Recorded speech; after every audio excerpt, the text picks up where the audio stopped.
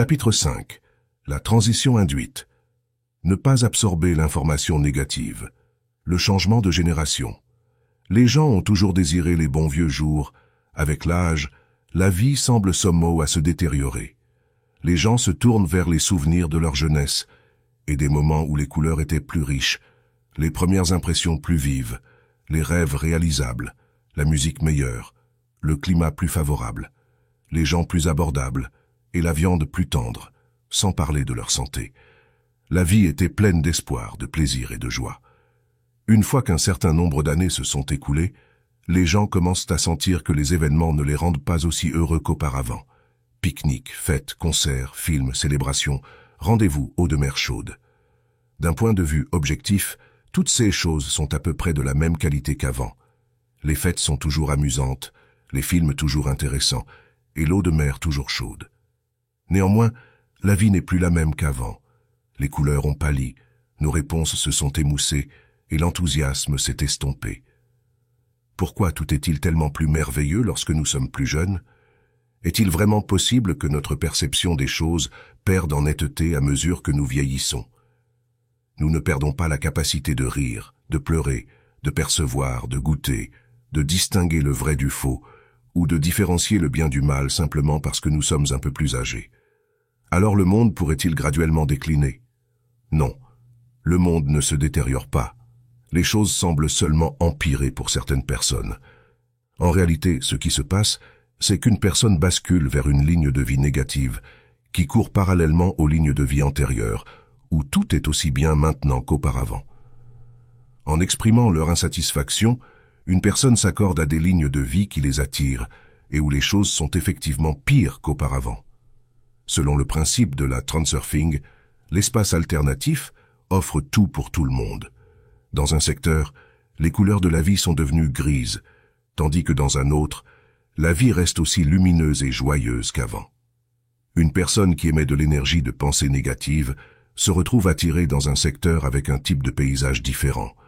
Mais le monde reste le même pour tout le monde.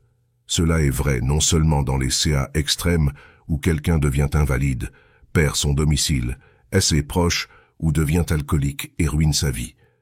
Dans la plupart des cas, au cours de leur vie, une personne glisse régulièrement sur des lignes de vie où les couleurs du paysage sont plus ternes que sur la ligne de vie précédente. Lorsque cela se produit, une personne commence à se remémorer à quel point tout était vivant et frais il y a des années. Lorsqu'un enfant naît, il accepte le monde, tel qu'il estimate. Un enfant ignore le fait que la vie pourrait changer en devenant meilleure ou pire. Les jeunes n'ont pas encore été gâtés, et sont donc moins exigeants. Ils sont encore occupés à découvrir le monde par eux-mêmes et à profiter de la vie, car ils ont plus d'espoir que de motifs de plainte. Ils pensent que la vie va plutôt bien et s'attendent à ce qu'elle s'améliore encore avec le temps. Ils font l'expérience du malheur et de l'échec et commencent à comprendre que tous les rêves ne se réalisent pas, que certaines personnes s'en sortent mieux et qu'ils doivent se battre pour leur place au soleil. Au fil du temps, ils peuvent finir par avoir plus de motifs de plainte que d'espoir. Le mécontentement et les plaintes deviennent une force motrice qui pousse une personne sur des lignes de vie infructueuses. En termes de transurfing, ce type de personne rayonne une énergie de pensée négative qui les transfère sur des lignes de vie correspondant aux paramètres négatifs de leur propre énergie de pensée. Plus vous pensez que la vie est mauvaise, moins elle est satisfaisante. Les enfants ne se demandent rarement si leur enfance est bonne ou non. En tant qu'enfants, nous prenons tout pour acquis. Nous venons juste de commencer à découvrir le monde et n'avons pas encore acquis l'habitude de la critique. L'insulte la plus grande que nous vivons en tant qu'enfants est de ne pas avoir obtenu un jouet tant désiré par un parent. Ce n'est que lorsque nous grandissons un peu que nous commençons à ressentir du ressentiment envers le monde qui nous entoure, car il nous comble de moins en moins. Plus nous nous plaignons, pire c'est.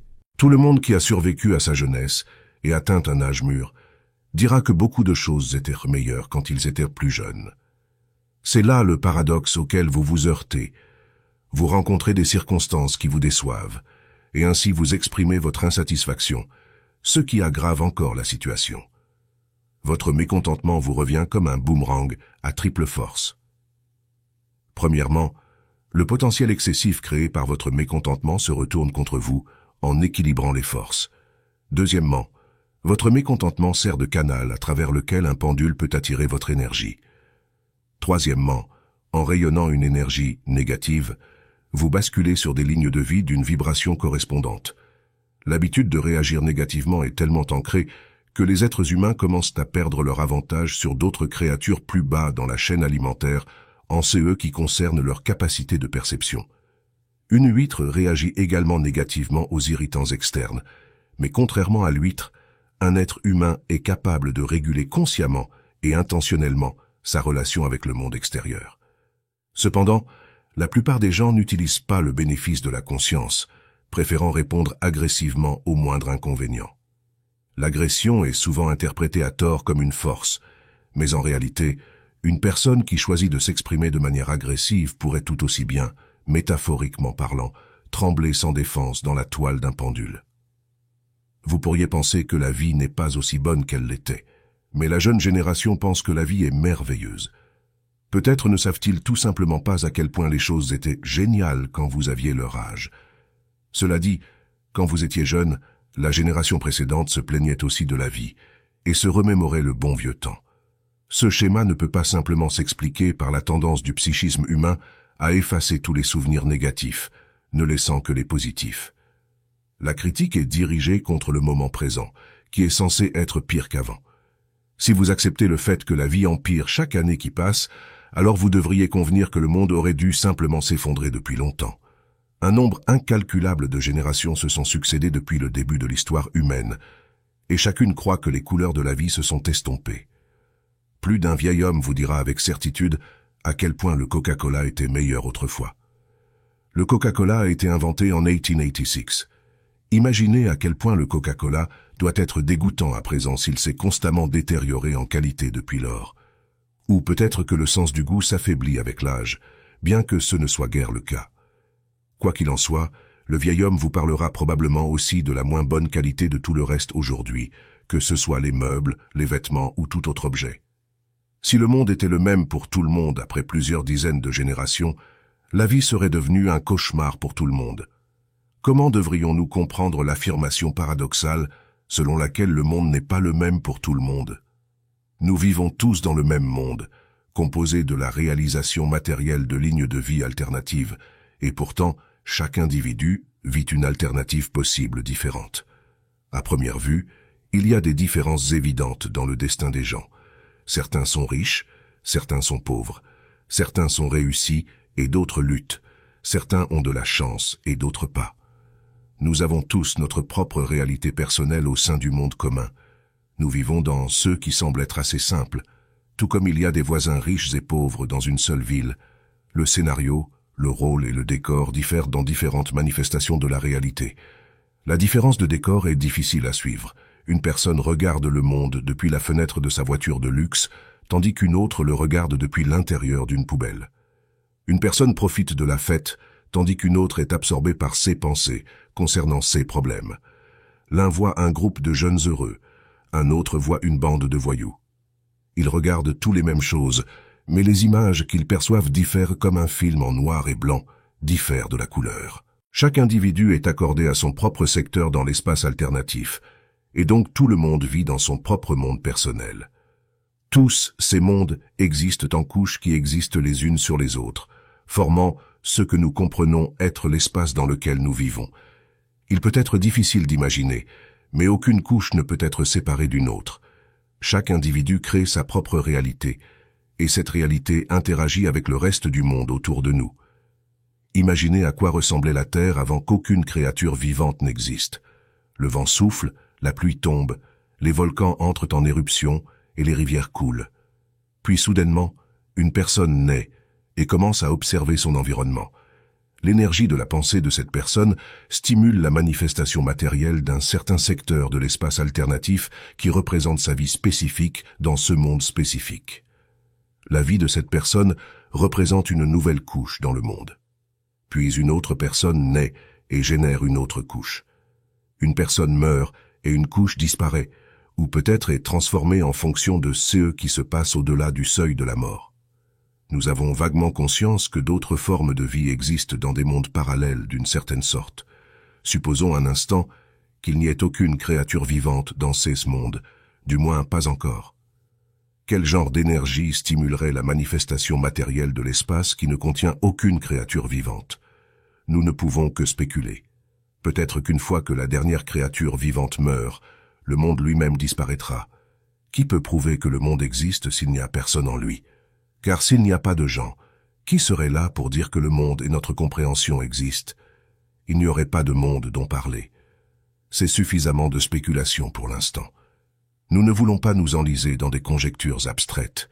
N'oubliez pas que la transurfing n'est qu'un parmi de nombreux modèles. Toutes les théories existantes sur le monde et la vie en lui ne sont rien d'autre que des modèles. Souvenez-vous également de la notion d'importance et essayez d'éviter de projeter une importance extérieure sur le modèle de l'univers de la transurfing. Sinon, vous pourriez devenir un apologiste d'idées futiles et essayer de prouver à tout le monde la vérité de votre propre vision du monde subjective. La vérité est une notion abstraite, car nous ne pouvons comprendre qu'une partie des formes et des lois du monde. Notre objectif ici réside exclusivement dans l'obtention du bénéfice pratique maximum de notre modèle préféré de l'univers. Revenons maintenant au sujet des générations. Tout au long de leur vie, une personne réajuste leur énergie de la vibration d'un secteur dans l'espace alternatif à un autre, transformant ainsi la couche de leur monde personnel. Plus une personne exprime facilement son mécontentement, émettant de grandes quantités d'énergie négative, plus fortement la tendance à la détérioration de la qualité de leur vie est consolidée. Un homme pourrait acquérir une grande richesse matérielle avec l'âge, mais cela ne le rendrait pas nécessairement plus heureux. Les couleurs de son paysage pourraient aussi bien s'estomper, et la vie devenir moins agréable à mesure qu'il vieillit. La génération plus âgée et la génération plus jeune boivent toutes deux le même Coca-Cola, nagent dans les mêmes océans, skiant sur les mêmes pentes de montagne, et tout est à peu près pareil qu'il y a de nombreuses années. Cependant, l'homme plus âgé est convaincu qu'à son époque, tout était meilleur, et le jeune est convaincu que les choses sont meilleures maintenant. Et quand le jeune deviendra vieux, l'histoire se répétera sans aucun doute. Il y a des écarts par rapport à cette tendance, tant pour le meilleur que pour le pire. Parfois, une personne ne commence à développer un goût pour la vie que lorsqu'elle vieillit, et l'inverse peut se produire. Un jeune homme réussi peut décliner jusqu'à toucher le fond. Cela dit, en général, les générations s'accordent à dire que la vie se détériore avec l'âge. C'est ainsi que se produit le glissement des couches générationnelles. La couche de la génération plus âgée se déplace vers une ligne de vie de moindre qualité, et la couche de la génération plus jeune suit progressivement ce mouvement. Ce changement se produit graduellement, chaque fois à partir d'un point d'optimisme. C'est précisément pourquoi le monde dans son ensemble ne se transforme jamais réellement en un enfer vivant.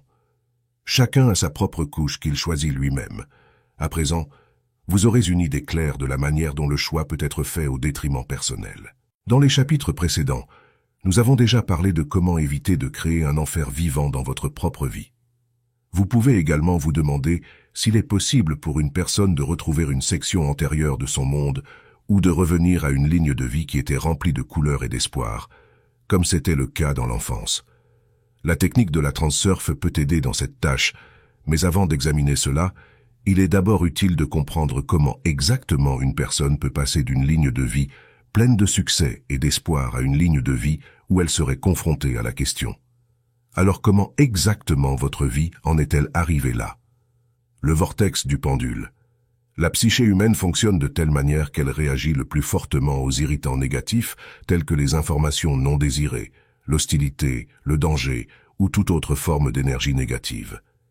Bien sûr, les influences positives peuvent également susciter de fortes émotions, mais l'intensité et la force des émotions telles que la peur et la colère surpassent de loin celles de la joie et du bonheur. La raison en est que cela remonte à l'Antiquité, lorsque la peur et la colère étaient cruciales pour la survie. À quoi sert la joie dans un contexte comme celui-là? La joie n'est pas aussi utile quand il s'agit de se défendre, d'éviter le danger et de chercher de la nourriture. De plus, tout au long de l'histoire de l'humanité, la vie a été remplie de fardeaux et de difficultés qui ont apporté plus de chagrin et de peur que de joie et de bonheur.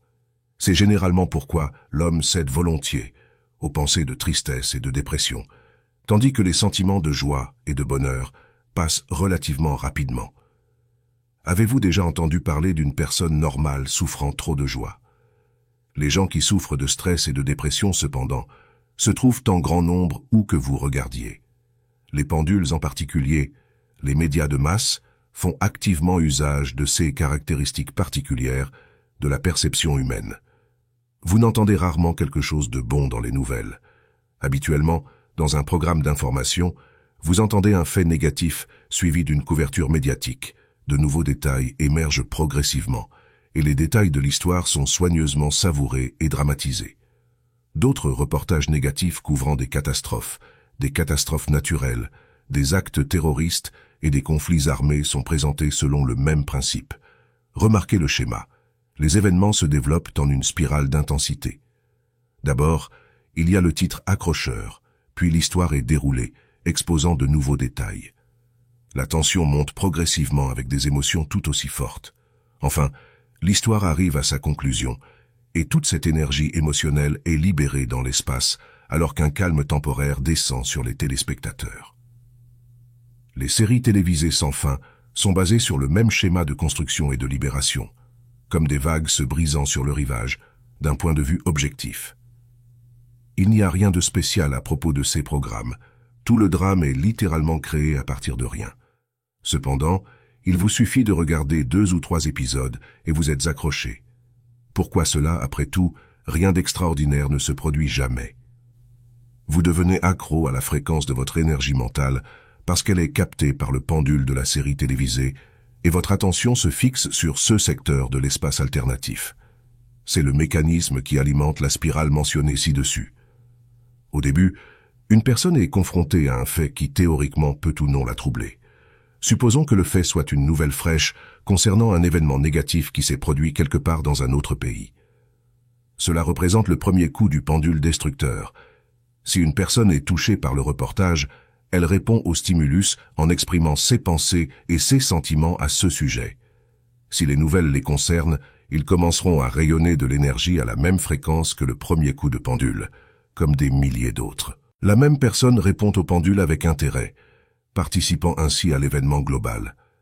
La vibration de l'énergie de pensée de la personne commence à résonner avec le pendule, augmentant la force de son énergie. Pendant ce temps, les médias poursuivent leur campagne. La personne suit les développements avec intérêt, veillant à ce que le pendule reçoive sa nourriture. C'est un exemple typique de la manière dont un pendule attire l'adhésion dans son filet afin de pouvoir continuellement leur sucer de l'énergie. La personne qui devient de plus en plus intéressée par le reportage absorbe une partie de son énergie négative et qu'elle en soit consciente ou non, elle est désormais impliquée dans un jeu, au moins en tant qu'observatrice. À première vue, cela ne semble pas avoir changé quoi que ce soit. Regarder les nouvelles est une chose courante. Alors, que se passe-t-il si une personne donne un peu de son énergie à un pendule destructeur? Ce n'est pas comme si cela affectait leur santé. Lorsqu'une personne commence à rayonner de l'énergie à la fréquence d'un événement négatif, elle se déplace vers une ligne de vie qui est plus proche d'autres lignes de vie, où de tels événements se produisent. Ils commencent à jouer un rôle dans l'intrigue. Ils se retrouvent dans la zone d'impact d'une spirale qui tourne de plus en plus vite, les attirant dans un tourbillon comme l'eau dans l'entonnoir d'un tourbillon. L'interaction entre l'individu et le pendule devient de plus en plus étroite, et la personne accepte l'événement comme une partie inévitable de sa vie.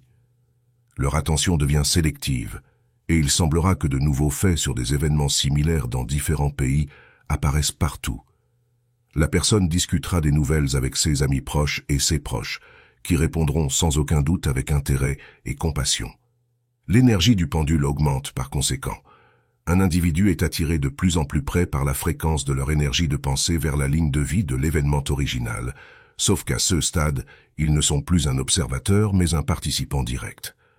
Le phénomène d'être attiré davantage vers le sommet peut être décrit comme une transition induite vers une ligne de vie où l'adepte devient la victime d'un pendule destructeur. La réponse de l'individu au premier coup du pendule et l'échange mutuel d'énergie qui suit induit un passage vers une ligne de vie avec une vibration très similaire à celle d'un balancement de pendule. Par conséquent, un événement négatif se produit dans la couche de vie de cette personne. La plupart des gens acceptent cela théoriquement. Ils pourraient finir par être impliqués dans un événement catastrophique, mais en réalité ne laissent pas du tout la possibilité pénétrer dans la couche de leur propre monde personnel. Ce sont des personnes qui ne regardent pas de séries télévisées, n'ont aucun intérêt pour les nouvelles et sont émotionnellement imperturbables par les événements se déroulant quelque part ailleurs dans le monde. Ils vivent dans une couche de vie différente de ces événements et sont des adhérents d'autres pendules. Ils restent imperturbables par le fait qu'il y ait eu un crash d'avion quelque part dans le monde. Ils écoutent les nouvelles de façon indifférente tout en mangeant leur souper, probablement parce qu'ils ont suffisamment à faire dans leur propre vie. Le type de personne le plus susceptible de subir un changement induit montre un intérêt actif pour les catastrophes impliquant d'autres personnes et se déroulant dans d'autres régions. Ce genre de personne est profondément perturbé par les nouvelles de tels événements. Parfois, lorsqu'une personne a peu de problèmes personnels, il y a une tendance à combler le vide dans leur vie en prêtant attention aux événements se déroulant dans des couches de vie autres que la leur. Ce type de personne lit régulièrement les tabloïds, regarde des séries télévisées ou attend les mises à jour sur les accidents tragiques et les catastrophes naturelles. Les tabloïds et les feuilletons sont les activités de petits pendules inoffensifs.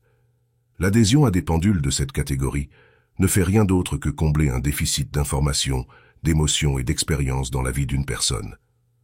En revanche, manifester un intérêt actif pour les catastrophes et les catastrophes naturelles pose une véritable menace, car ce sont les manifestations de pendules plus forts, plus agressifs. La vibration de l'énergie de pensée émanant d'une personne qui prête attention aux événements tragiques est accrochée de la même manière que par une série télévisée. Quiconque cherche des informations négatives en trouvera toujours en abondance. Au début, il joue le rôle innocent d'observateur, comme une personne regardant un match de football depuis les gradins. Le jeu devient peu à peu plus captivant et l'observateur devient un fan. Ensuite, ils entrent sur le terrain et commencent à courir en attendant le ballon. Peu à peu, de manière imperceptible, le fan devient plus impliqué dans le jeu et à la fin, un autre joueur leur passe le ballon, métaphoriquement parlant. L'observateur original est devenu un joueur, une victime du désastre. Pourrait-il en être autrement? Une personne permet aux informations liées au désastre de devenir une partie de sa vie. Elles acceptent involontairement le destin de la victime et finissent par matérialiser le malheur sur une ligne de vie alternative. Bien sûr, la personne n'avait pas l'intention de devenir une victime, mais cela est malheureusement sans conséquence. Car une fois qu'une personne a accepté de rejoindre le rôle, celui-ci est choisi par le pendule. Alors que pour beaucoup de gens, l'implication personnelle dans un désastre signifierait le résultat d'une suite d'événements fatals, pour notre victime, cela représenterait la fin logique d'une ligne de comportement qui a augmenté la probabilité de se trouver au mauvais endroit au mauvais moment. Si vous ignorez le coup d'un pendule destructeur, vous ne vous retrouverez jamais impliqué dans un événement catastrophique, ou du moins la probabilité que cela se produise sera proche de zéro. Vous pourriez objecter que des milliers de personnes ont perdu la vie dans des accidents tragiques et des catastrophes naturelles, sûrement toutes. Ces personnes ne pensaient pas aux catastrophes simultanément. La chose est que nous ne vivons pas seuls dans le monde. Nous sommes entourés par d'autres personnes qui travaillent activement pour des pendules destructeurs et rayonnent de l'énergie dans le spectre du pendule. Il n'est pas possible de devenir totalement et idéalement isolé de ces fréquences vibratoires. Le champ commun vous englobe et, sans en être conscient, vous commencez à rayonner de l'énergie aux mêmes fréquences que le champ environnant. Les racines de ce type de comportement remontent à des temps très anciens, lorsque l'instinct grégaire aidait à protéger le groupe du danger. Voici pourquoi le champ énergétique d'un décalage induit se développe, produisant un effet boule de neige qui vous attire comme l'eau vers le centre d'un tourbillon. La tâche consiste à rester aussi loin que possible du vortex du pendule. Cela signifie ne pas absorber d'informations négatives concernant des événements catastrophiques et des désastres, ne montrant aucun intérêt, s'abstenant de s'inquiéter ou de discuter, et en général, laissant l'information vous passer au-dessus. Remarquez que nous disons laisser l'information vous passer au-dessus plutôt que d'essayer de l'éviter, car nous savons des chapitres précédents qu'essayer d'éviter une rencontre avec un pendule revient au même que chercher une rencontre avec lui. Lorsque vous résistez à quelque chose, désirez spécifiquement l'éviter ou exprimer votre entité envers quelque chose, vous rayonnez activement de l'énergie à la fréquence de cet objet que vous essayez d'éviter. Laisser quelque chose vous passer au-dessus signifie ne pas absorber ou réagir simplement à des informations négatives, les ignorez simplement et passez votre attention à des émissions de télévision ou des livres inoffensifs. Si vous trouvez impossible de conserver une perspective positive face à la négativité, vous pouvez toujours vous tourner vers votre ange gardien. Par exemple, si vous avez peur de voler, restez loin des avions. Si vous avez peur, cela signifie qu'à quelque part dans le spectre de votre énergie, il y a une fréquence qui résonne à la vibration d'une catastrophe aérienne. Cela ne signifie pas que vous passerez immédiatement à cette ligne de vie, mais néanmoins, la possibilité existe. Si vous êtes le genre de personne qui ne pense pas du tout au danger du volume, vous n'avez alors rien à craindre. En revanche, si vous ressentez des niveaux d'anxiété inhabituellement élevés avant d'embarquer dans un avion, il serait sage de sauter le volume. Si cela est totalement hors de question, il serait sage d'apprendre à écouter le bruissement des étoiles du matin. Ce que c'est, et comment cela peut être entendu, vous avez encore à découvrir. Les guerres éclatent essentiellement pour la même raison que les bagarres. Une partie exprime son opinion, l'autre partie a une opinion opposée, et ainsi, l'opinion exprimée par la première est comme la poussée d'un pendule destructeur. La deuxième partie est offensée par la poussée et réagit avec le double de l'amplitude. La première crie encore plus fort. Les deux parties deviennent de plus en plus agressives, jusqu'à ce que les choses finissent par dégénérer. Cette métaphore illustre la bataille entre deux pendules qui se heurtent l'un contre l'autre, causant chacun à osciller de plus en plus haut. Évidemment, l'éclatement de la guerre ou la montée d'une révolution implique toutes sortes de facteurs complexes, mais essentiellement le processus est le même. Le pendule prépare les gens en leur disant qu'ils n'ont pas une bonne vie, et les gens sont prompts à être d'accord. Il est ensuite expliqué que la raison pour laquelle ils ne vivent pas bien est parce que d'autres personnes les en empêchent. Cela suscite du ressentiment, et les pendules commencent à osciller. Puis un côté provoque l'autre, suscitant une tempête de colère, où le pendule prend de la force et la guerre ou la révolution peut commencer. Chaque oscillation du pendule génère une réponse qui renforce davantage le balancement du pendule. Un effet boule de neige est initié jusqu'à ce qu'un décalage se produise vers une ligne de vie avec une tension croissante. La situation ne peut être changée qu'au début, avant que les choses ne deviennent hors de contrôle, au moment où la spirale commence à tourner et où le pendule fait son premier mouvement. Si l'autre partie répond pacifiquement ou simplement s'en va, le pendule sera ramené au repos ou vaincu. Cependant, si la poussée du pendule est acceptée, l'énergie nouvellement acquise par le participant correspondra aux paramètres de la ligne de vie au prochain tour de la spirale. Malheureusement, il n'y a aucune garantie qu'un participant individuel ne sera pas entraîné dans les événements de guerre ou de révolution, même s'il parvient à ne pas réagir au pendule. Si vous êtes entraîné dans un puissant tourbillon, aussi fort que vous essayez, il est presque impossible de vous libérer du courant qui vous attire vers le centre. Cependant, si un participant refuse de jouer le jeu du pendule, il aura au moins de meilleures chances de survivre avec des pertes minimales. Ici, nous devrions être clairs sur ce que signifie ne pas tolérer la guerre ou la révolution. Vous pourriez détester la guerre ou militer activement contre elle. Cela ne fait aucune différence pour le pendule de quel côté de la barrière vous vous trouvez. Il revendiquera votre énergie dans les deux sens. Si l'énergie est émise à la fréquence de la guerre, un décalage se produira vers une ligne de vie correspondante. Si vous acceptez la guerre et y participez, vous êtes effectivement sur le champ de bataille. Si vous luttez contre la guerre, elle vous consumera quand même. Ne pas accepter le jeu du pendule signifie l'ignorer. Je réalise qu'il n'est pas toujours possible d'ignorer quelque chose comme la guerre, mais c'est là le danger du décalage induit. Il ne vaut pas la peine de prendre position en tant que défenseur ou opposant à la guerre.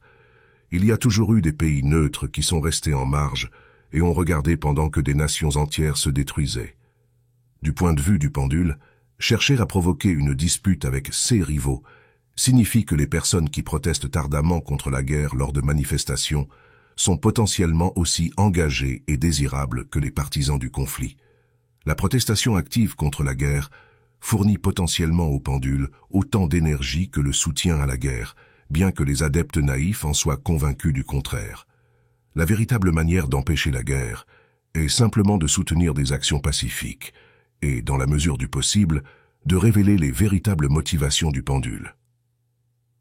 Vous souvenez-vous de la métaphore de la ruche d'abeilles sauvages?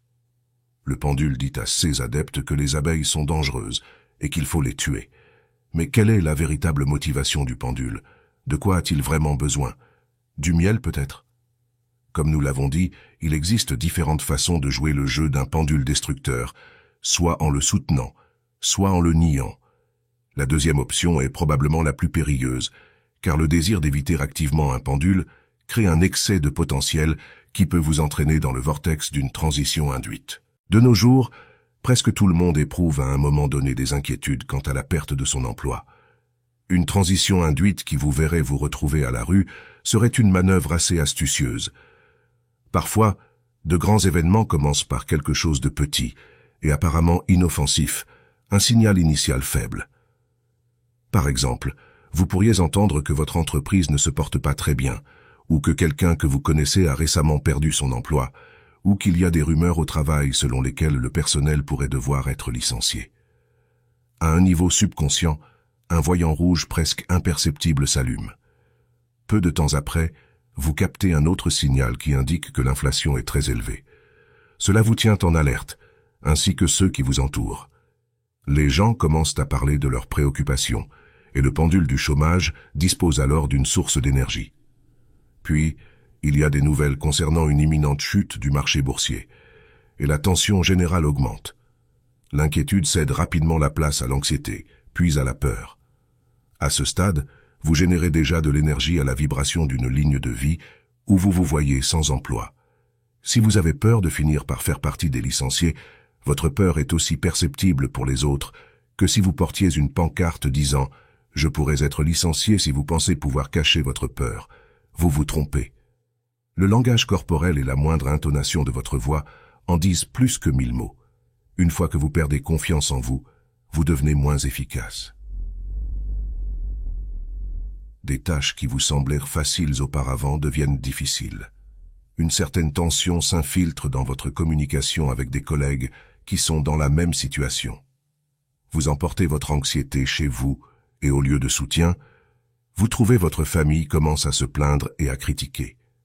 Les niveaux de stress augmentent et vous n'êtes plus un employé efficace. À ce stade, vous pourriez tout aussi bien porter une pancarte disant « En attente de licenciement ». La peur d'être licencié réside dans un sentiment de culpabilité qui soit couve, soit brûle vivement dans votre subconscient. Il licencie toujours les employés les plus faibles en premier. Si vous vous permettez de penser que vous pourriez être plus faible que vos collègues, vous écrivez effectivement votre propre billet. Lâchez prise sur la culpabilité, accordez-vous le luxe d'être vous-même. Si cela ne fonctionne pas, commencez à chercher un autre emploi, car le potentiel excédentaire de vos préoccupations émotionnelles sera dissipé en agissant. Certaines personnes commencent à chercher un autre emploi dès qu'elles ont accepté un nouveau poste, non pas parce qu'elles ont l'intention de changer immédiatement d'emploi, mais parce que l'idée d'avoir un filet de sécurité les rend plus confiantes. Au cas où quelque chose d'inattendu se produirait, elles savent qu'elles ont une alternative à suivre. Si vous vous sentez sécurisé pour l'avenir, l'action de forces équilibrées ne vous affectera pas. Vous pensez probablement qu'une épidémie ne peut avoir aucune pertinence pour les lignes de vie et que les gens tombent malades simplement parce qu'ils ont été infectés par des bactéries. C'est correct, mais seulement dans la mesure où une personne permet à elle-même d'être infectée, et par là, je ne veux pas dire qu'elle ne portait pas de masque de protection sanitaire, cela ne les aurait pas sauvés. Je ne peux pas prouver mon point avec un argument théorique, tout comme je ne peux rien prouver de ce que j'ai dit dans ce livre. Tout comme vous ne vous promèneriez pas avec un masque lors d'une épidémie de grippe, juste pour tester si le masque fonctionne ou non. Je ne partage pas ce que je sais être vrai, que cela résonne avec vous ou non. Vous seul pouvez le savoir. Alors, démêlons les stades de la maladie. Vous vous êtes accordé à la fréquence du pendule destructeur. Votre lien avec lui devient plus fort, que votre participation soit consciente ou non. Si vous n'êtes pas opposé à l'idée de tomber malade, ou si vous avez le sentiment d'être pour une raison quelconque destiné à tomber malade, vous commencez à devenir un adepte actif. D'autre part, si vous décidez que vous ne pouvez pas vous permettre d'être malade et que vous vous répétez à quel point vous êtes en parfaite santé, cela ne fonctionnera pas. Penser simplement à la maladie signifie que vous êtes accordé à sa fréquence. Peu importe comment vous y pensez, positivement ou négativement, vos efforts pour vous convaincre dès le départ que vous ne tomberez pas malade renforce votre acceptation de la probabilité que vous tombiez malade. Et comme c'est le cas, aucune quantité d'auto-endoctrinement ne vous maintiendra en bonne santé. Les mots prononcés à voix haute ne sont que de l'air chaud, et les mots prononcés pour soi-même ou rien du tout en comparaison avec la puissance inaudible de la foi. Sans foi, vous ne vous protégerez pas contre la grippe, même si vous vous précipitez pour vous faire vacciner. Cela ne fait aucune différence car quoi que vous fassiez, vous serez malade aussi longtemps que nécessaire. Les premiers symptômes vous offrent le choix de tomber gravement malade ou de guérir très rapidement. Vous pouvez faire une tentative faible pour résister, mais finalement, vous acceptez le fait que vous allez être malade. Avec cela, le réglage final est effectué sur votre vibration énergétique et vous passez à une ligne de vie où la maladie est prévalente. Le changement induit commence en fait dès le moment où vous réagissez à la provocation du pendule. Si vous vous moquez vraiment de l'épidémie, vous ne serez pas affecté. Si vous êtes en vacances, que vous n'avez pas beaucoup communiqué avec quelqu'un, que vous n'avez pas vu les nouvelles et que vous ne savez rien de l'épidémie, le pendule ne vous affectera pas. Il disparaîtra simplement dans l'air. Avez-vous déjà demandé pourquoi les médecins ne sont pas infectés par leurs patients? Beaucoup travaillent courageusement sans porter de masque. Ce n'est pas parce qu'ils ont reçu les injections. On ne peut pas se vacciner contre tout. Le fait est que les médecins participent également activement au jeu du pendule de la maladie, mais ils jouent un rôle tout à fait différent. Par analogie, la prochaine fois que vous prendrez l'avion, observez les hôtesses de l'air.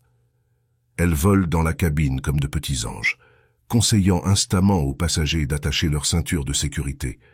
Et pourtant, elles sont si mobiles dans la cabine qu'on pourrait penser que si quelque chose se passait, elles flotteraient simplement dans l'air comme des colibris.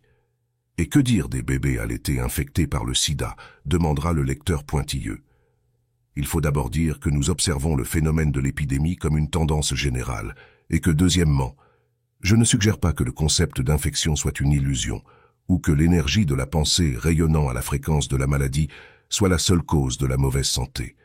Le transurfing n'est ni un dogme, ni une vérité absolue.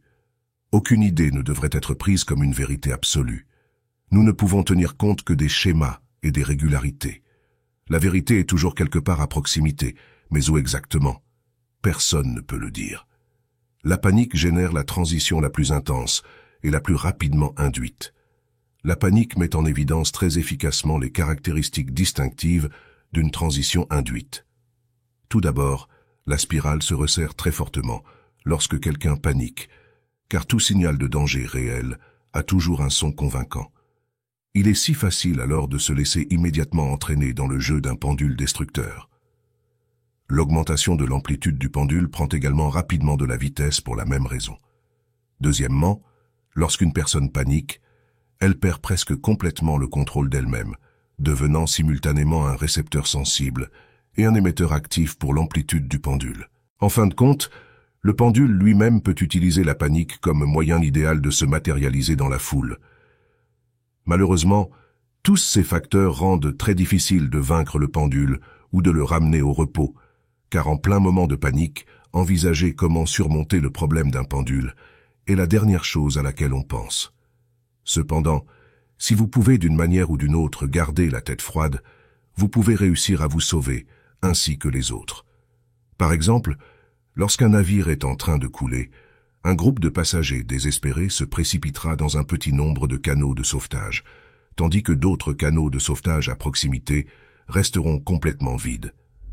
Il suffit de jeter un coup d'œil autour de soi pour remarquer les bateaux vides, mais c'est la qualité rusée du changement induit qui agit comme un tourbillon aspirant tous ceux qui se trouvent dans sa périphérie. D'un point de vue logique, comment un simple homme des bidonvilles peut-il devenir riche? Excluant les moyens criminels ou les belles histoires sur les gens devenant millionnaires du jour au lendemain, l'histoire du rags to rich est très difficile à expliquer en utilisant seulement le bon sens. Alors, vous pouvez demander, à quoi sert la logique? Le transurfing ne s'inscrit pas entièrement dans le cadre du bon sens. En revanche, il vous permet d'accomplir des choses qui sembleraient autrement impossibles. Lorsque vos actions sont basées sur une déduction logique, vous obtenez un résultat correspondant. Si une personne naît dans la pauvreté, elle sera probablement habituée à vivre dans des conditions défavorables, et son énergie sera accordée à la fréquence de sa propre malchance. Il est très difficile de passer à une ligne de vie de prospérité si vous méprisez votre propre pauvreté, enviez les riches et souhaitez constamment être mieux lotis. En fait, je dirais qu'avec ce type de pensée en tête, c'est totalement impossible. Une des premières découvertes que font les enfants en grandissant est le fait que simplement parce que vous détesteriez que quelque chose se produise, cela ne signifie pas que vous pouvez l'éviter. Parfois, l'âme crie tout simplement de désespoir. Mais je ne veux pas, je déteste ça. Pourquoi est-ce que ça m'arrive toujours? Ce ne sont pas seulement les enfants qui se posent cette question dans des accès de colère, mais aussi les adultes. Il est difficile d'accepter le fait que même si vous ne voulez pas que quelque chose se produise, il n'y a rien que vous puissiez faire à ce sujet. Et si vous détestez quelque chose, cela vous suivra partout où vous irez. Vous pouvez nourrir une haine pour la pauvreté, votre travail, vos défauts physiques, vos voisins ivrognes, alcooliques, toxicomanes, chiens, voleurs, criminels, l'enfant impudent, le gouvernement, la liste est longue. Plus vous aimez détester quelque chose, plus vous avez de chances de l'expérimenter dans votre vie. La raison en est claire. Lorsque quelque chose vous affecte, vous y pensez, ce qui signifie que vous rayonnez une énergie à la fréquence d'une ligne de vie où cette chose existe en abondance. Peu importe quelle polarité vous incarnez, aimer ou ne pas aimer, la deuxième est plus bénéfique pour le pendule, car les émotions associées à la non-aimance sont plus puissantes que celles associées à l'aimance. Le pendule destructeur oscille encore plus haut lorsque vous souffrez émotionnellement. Enfin, lorsque vous détestez activement quelque chose, vous créez un excès de potentiel et des forces équilibrées sont alors dirigées contre vous, car il est plus facile pour elles d'éliminer un adversaire que de changer un monde qui ne convient pas à un individu. Qui aurait pensé qu'il pourrait y avoir autant d'aspects néfastes à une attitude négative envers la vie? Dans le cas de l'individu né dans la pauvreté mais rêvant de devenir riche, nous savons que le désir lui-même n'est pas suffisant pour initier un changement. Souvent, les gens rêvent en flânant sur le canapé, en s'étirant de temps en temps et en pensant à quel point ils aimeraient un bol de fraises, sans savoir où les trouver en plein hiver. Si vous n'êtes pas prêt à agir pour obtenir ce que vous voulez, vous ne l'obtiendrez pas. Une personne pauvre ne prend généralement pas d'initiative en raison de sa propre conviction que la réalisation de son désir n'est pas réaliste. C'est un cercle vicieux. Le désir en lui-même n'a aucun pouvoir. Il échoue même à lever un doigt. L'intention, c'est-à-dire la disposition à agir, est la force qui lève le doigt.